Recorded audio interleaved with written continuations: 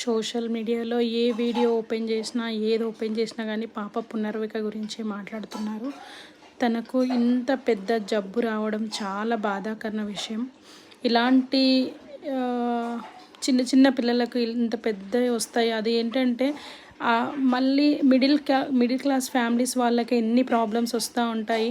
కానీ వీళ్ళందరూ సోషల్ మీడియాలో ఇన్ఫ్లుయెన్సర్స్ కానీ ఇంకెవరైనా కానీ ఎంతమంది హెల్ప్ చేస్తున్నారు.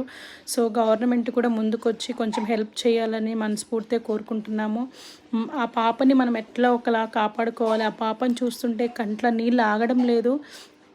ఎంత బాధగా ఉందంటే చాలా బాధ అనిపిస్తుంది. ఎందుకు దేవుడు జన్మనిచ్చి ఇంత కష్టపడతారో అనేది తెలియదు. పేరెంట్స్కి ఇంత బాధ. ఇన్ని ఒక్క ఇంజెక్షన్ 16 కోట్లు అంటే ఎక్కడి నుండి తీసుకొస్తాము? ఈ కాలంలో ఎక్కడి నుంచి తీసుకొస్తాం? అప్పటిదప్పుడు జాబ్ చేస్తే శాలరీ వస్తే కానీ తినే పొజిషన్లో లేని జనరేషన్లో మనం బతుకుతుంటే ఇంత పెద్ద అనారోగ్యం, ఇంత పెద్ద డిసీజ్ రావడం చాలా బాధగా ఉంది.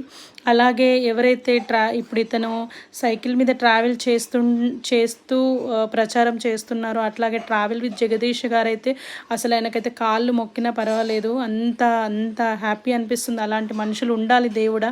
ఎందుకంటే ఈ కాలంలో ఇంట్లో ఉన్న అన్నదమ్ముళ్ళు అక్క చెల్లెళ్ళే ₹1 ఇవ్వమంటే ఆలోచిస్తారు. అలాంటిది ఆ మనిషి ఆలోచించకుండా ఏం చేయకుండా ఎవరో ఒక వ్యక్తి ఒక మెసేజ్ పెట్టాడని చెప్పేసి ఆయన కష్టాన్ని ఆయన మాటకి ఆయన విలువిచ్చి అది అమ్మేసి వాళ్ళ అమ్మని అడగగానే ఇచ్చేయమని చెప్పడము. నిజంగా మీలాంటి తల్లిదండ్రులు, మీలాంటి తల్లులు ఉండాలమ్మా. నేను నిజంగా చెప్తున్నా జగదీష్ గారు, మీలాంటి వాళ్ళని కంపల్సరీ ఏదో దేవుడు ఎక్కడి నుంచో మాకు పుట్టించుంటారు. ఆ పాపను బతికించడానికి మీరే మాకు దేవుడై ఉంటారు. ప్లీజ్ ఎవరి వల్ల ఎంత అవుతుందో అంత ₹10 అయితే ₹10, ₹20 అయితే ₹20 కంపల్సరీ ఇచ్చి ఆ పాపని మనం కాపాడుకుందాము. సిచ్యువేషన్ ఎట్లా ఉందో మనకు తెలీదు, కానీ ఆ పాపను చూస్తుంటే అసలు ఆ పాప నవ్వు అది చూస్తుంటే అలాంటి నవ్వు ఎందుకు మనం కోల్పోవాలి? అలాంటి నవ్వును బతికించుకోవాలి కదా అనిపిస్తుంది. దయచేసి అందరూ ముందుకొచ్చి ఎంతో కొంత మీకు తోచినంత సహాయం చేయండి. సహాయం చేసి ఆ పాపను మనం బతికించుకుందాము.